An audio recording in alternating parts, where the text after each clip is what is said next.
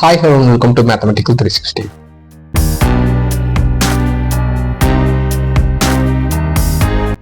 இந்த வீடியோ நம்ம பார்க்குற சப்ஜெக்ட் வந்து பார்த்தீங்கன்னா 10ஆம் வகுப்பு 10th ஸ்டாண்டர்ட் கணக்கு இந்த சப்ஜெக்ட் தான் பார்த்துட்டு இருக்கோம். இன்னைக்கு நம்ம பார்க்க போகிற சாப்டர் வந்து பார்த்தீங்கன்னா உறவுகளும் சார்புகளும். ஸோ இந்த சாப்டர் தான் நம்ம பார்த்துட்டு இருக்கோம். இன்னைக்கு நம்ம பார்க்க போகிற டாபிக் வந்து பார்த்தீங்கன்னா சார்புகளின் சிறப்பு வகைகள், special cases of functions. So இந்த டாபிக் தான் இந்த வீடியோவில் பார்க்க போகிறோம்.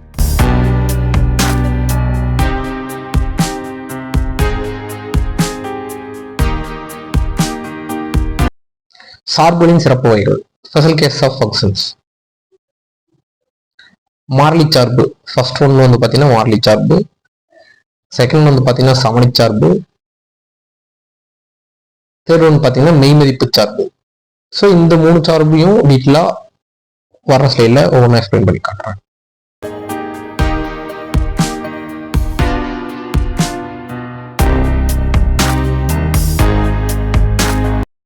ஃபர்ஸ்ட் ஒன் மாறிலி சார்பு, கான்ஸ்டன்ட் ஃபங்க்ஷன். சார்பு f a to b ஆனது மாறிலி சார்பு எனில், ஸோ அதாவது ஃபங்க்ஷன் வந்து பார்த்தீங்கன்னா a to b இருக்கும்போது அது மாறிலி சார்பாக இருக்கணும்னா f இன் வீச்சகமானது ஒரே ஒரு உறுப்பை கொண்டதாகவும், அதாவது f of x equal to c, அதாவது f ஓட வீச்சகம் வந்து பார்த்தீங்கன்னா இந்த நம்பர் படத்தில் பார்க்கும்போது தெரியப்படி. ஸோ அது வந்து பார்த்தீங்கன்னா செகண்டாக ஒரு வீச்சகம் வந்து பார்த்தீங்கன்னா ஒரே ஒரு நம்பர் இருக்குன்னு சொல்றாங்க. அதாவது f of x equal to c. So x belongs to a மற்றும் ஏதேனும் ஒரு நிலையான c belongs to b.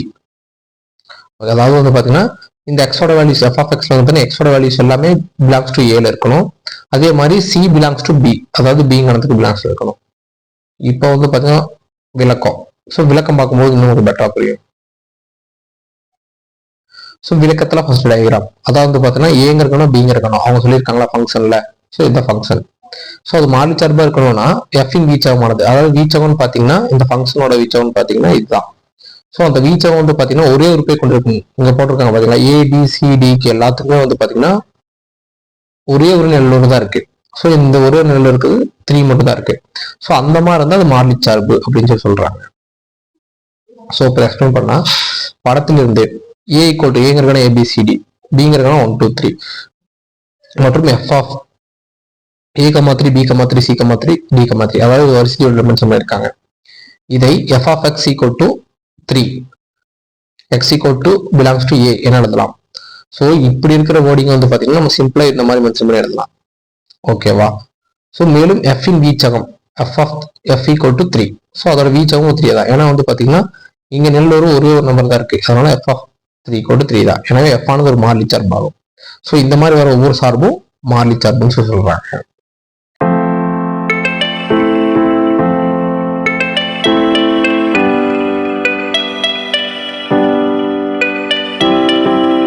Second one சமணி சார்பு, ஐடென்டிட்டி ஃபங்க்ஷன். a ஒரு வெற்றிலா கணம் என்க. சார்பு f a to a ஆனது f of x equal to x அனைத்து x belongs to a என வரையறுக்கப்பட்டால் அந்த சார்பு a இன் சமணி சார்பு எனப்படும். இதே IA, ஸோ ஐஏன்னு மென்ஷன் பண்ணுவாங்க. அதாவது ஒரு வெற்றிலா கணமா இருக்குதுன்னு வச்சுக்கலாம், அது a to a. ஸோ ஏங்கிற கணத்தோடயே ஃபங்க்ஷன் இருக்குதுன்னு தான் மென்ஷன் பண்ணியிருக்காங்க. ஸோ அதாவது f of x equal to x, அதாவது இந்த வேல்யூ ரெண்டும் சேமா தான் இருக்கும். ஸோ அனைத்து x belongs to a என வரையறுக்கப்பட்டால் அந்த சார்பு a இன் சமணி சார்புன்னு சொல்றாங்க.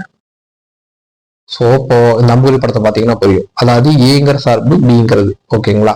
ஸோ இப்போ a 2 கொடுத்துறாங்க. இங்க XYZ இருக்கா, XYZ அது ஏங்கிற கணம் தான். b இருக்கிறது XYZ, அது ஏங்கிற கணத்துல இருக்கிற வேல்யூ தான். ஸோ அந்த மாதிரி இந்த f of x எக்ஸோட வேல்யூ ரெண்டுமே சேமா தான் இருக்கு, XYZங்கிறது. ஸோ அப்போ x belongs to a, so அப்போ x belongs to a இருக்கு. ஸோ இந்த மாதிரி இருக்கிற சார்பு வந்து பார்த்தீங்கன்னா சமணி சார்பு அப்படின்னு சொல்றாங்க. இது ஐஏன்னு மென்ஷன் பண்றாங்க. ஸோ விளக்கத்துல பார்க்கலாம். ஏங்கிற கணம் ABC எனில் f of IA equal to A, A, B, B, C. So ஆனது A இன் மீதான சமச்சார்பாகும். ஸோ அதாவது வந்து பார்த்தீங்கன்னா ஏங்கிற ஒரு கணத்தை கொடுத்துட்டு அதை சமச்சார்புன்னு கேட்டாங்கன்னா ஸோ வரிசை ஜோடியில் நம்ம எப்படி எழுதணும். அதாவது f equal to function f equal to, so bracket mention பண்ணிட்டு இங்க என்ன நம்பர் இருக்கோ அதே நம்பரை ரிப்பீட்ல போட்டு நோட் பண்ணி வச்சுக்கணும். ஸோ அந்த மாதிரி ஈக்குவலா வர்றதான் வந்து பார்த்தீங்கன்னா அவங்க சமணி சார்புன்னு சொல்லி சொல்றாங்க.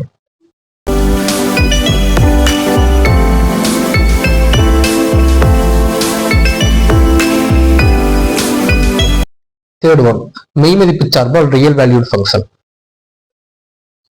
சார்பு of A tends to B ஆனது மெய்மதிப்பு சார்பெனில். ஸோ மெய்மதிப்பு சார்பு என்ன கண்டிஷன்னா எஃப்இன் வீச்சகமானது ஆரின் மெய்யெண்கள் உட்குணமா இருக்கு.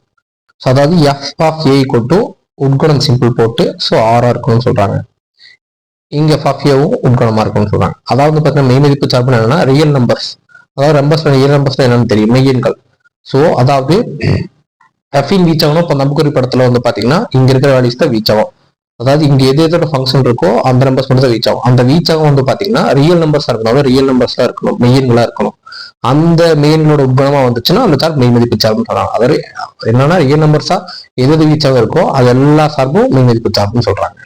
இது ஃபியூச்சர்ல வர ப்ராப்ளம்ல பார்க்கும்போது இன்னும் உங்களுக்கு டெப்தா புரியும்.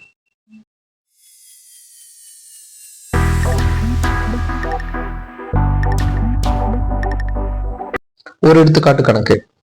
எஃப் ஆனது ஆறிலிருந்து ஆறுக்கான சார்பு ரியல் நம்பருக்கு, மேலும் அதோட எஃப் ஆஃப் எக்ஸ் 3x - 5 என வரையறுக்கப்படுகிறது. a, 4 மற்றும் 1, b என கொடுக்கப்பட்டால் a மற்றும் b மதிப்புகளை காண்க. அதாவது வரிசை ஜோடியில வர பேரை கொடுத்துட்டாங்க அவங்களே டைரக்டா. தீர்வு எஃப் ஆஃப் எக்ஸ் அவங்க கொடுத்தது 3x - 5. ஸோ இந்த எஃப் ஆஃப் எக்ஸ்ல இருந்து நம்ம வந்து பாத்தீங்கன்னா இது இந்த ஃபார்மா முடி எழுதலாமா, அதாவது f equal to x 3x - 5 x belongs to ஆர்னு எழுதுவோம். அதாவது இங்க ரியல் நம்பர் அவங்களே சொன்னனால இந்த மாதிரி ஃபார்மா வந்திருக்கு. அதாவது வந்து பாத்தீங்கன்னா இந்த மாதிரி ஒரு ஃபங்க்ஷன் கொடுக்கும்போது நம்ம வரிசை ஜோடியா மாற்றி இருந்திருக்கிற ஃபார்மா யூஸ் பண்ணுவோம் பாத்தீங்களா. அதாவது வந்து பாத்தீங்கன்னா உட்கணத்துல போட்டு பிராக்கெட்ல எக்ஸ்ங்கிறது வந்து பாத்தீங்கன்னா ஏங்கிற கணத்துல இருக்கிற நம்பரும் கமா எஃப் அதாவது வந்து பாத்தீங்கன்னா ஒய்ங்கிறது பிங்கிற கணத்துல இருக்கிறது வந்து பாத்தீங்கன்னா அதாவது ஃபங்க்ஷன் இந்த பிங்கிற கணத்துக்கு வந்து பாத்தீங்கன்னா இந்த எஃப் ஆஃப் எக்ஸ் அதாவது இந்த ஃபார்மா இருக்கிற நம்பரையும் எழுதுவோம். அதாவது 3x - 5 modulus x belongs to R. So இந்த கண்டிஷன் வந்து பாத்தீங்கன்னா இந்த எக்ஸை வந்து பாத்தீங்கன்னா அவங்க சொல்லிட்டாங்க ரியல் நம்பர் கூட இருக்கணும். ஸோ இந்த மாதிரி நம்ம ஃபார்முலா எழுதிக்கலாம் இதை. அதாவது அதுதான் வந்து பாத்தீங்கன்னா இங்க a, 4 b, 4 வரிசை ஜோடி ஃபார்முலா கொடுத்துருக்காங்க. ஸோ இப்போ இந்த ஃபார்முலா கண்டுபிடிச்சதே இதுக்கு சொல்யூஷன் கண்டுபிடிக்கலாம். அதாவது a, 4 a நின்னொரு 4. அதாவது அவங்க கொடுத்துக்கிறது வந்து பாத்தீங்கன்னா இது வந்து பாத்தீங்கன்னா ஏயோட நிழலூர், அதாவது ஏயோட நிழலூர் தான் 4 கொடுத்துருக்காங்க வரிசை ஜோடிப்படி. இந்த வரிசை ஜோடிகள் இன்டெப்தா நம்ம கால்குலேஷனா பார்த்துக்கோம். அது டேக்கா கொடுத்துருக்கேன். அதை பாத்தீங்கன்னா உங்களுக்கு இதெல்லாம் எக்ஸ்பிளைன் பண்றாங்க புரியும். ஸோ அப்படி இருக்கும்போது f of A equal to 4. ஏன்னா வந்து பாத்தீங்கன்னா இங்க இருக்கிறது வந்து பாத்தீங்கன்னா எஃப் ஆஃப் எக்ஸ் தான். ஸோ அதனால இங்க 4 கொடுத்துட்டாங்க. அப்போ இங்க எஃப் ஆஃப் எக்ஸ் இடத்துல என்ன இருக்கு, so f of A equal to 4. அப்போ இங்க எக்ஸ்ங்கிற இடத்துல ஏ போட்டோம்னா 3a - 5 ஈக்குவல் டு 4.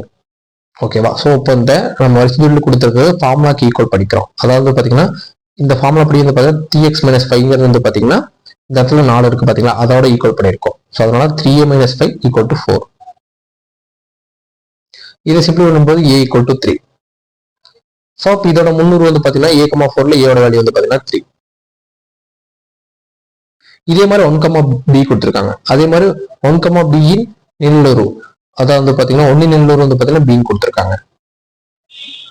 ஸோ அப்போ f of 1 equal to b, அதாவது வந்து பாத்தீங்கன்னா இதுல வந்து பாத்தீங்கன்னா 1ங்கிறது எக்ஸ் டேட்டா வேல்யூ கொடுத்துட்டாங்க.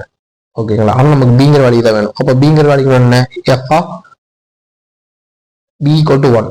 ஓகேவா.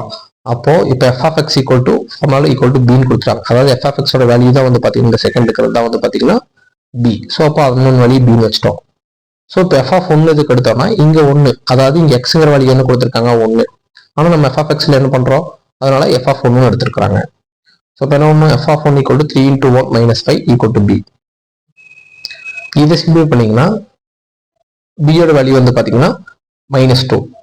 ஸோ அவங்க கேட்ட மாதிரி இந்த வரிசை ஜோடி ஃபார்மா வச்சு ஏவோட வேல்யூ பியோட வேல்யூ கண்டுபிடிச்சிட்டோம் 3 - 2 சொல்லிட்டு.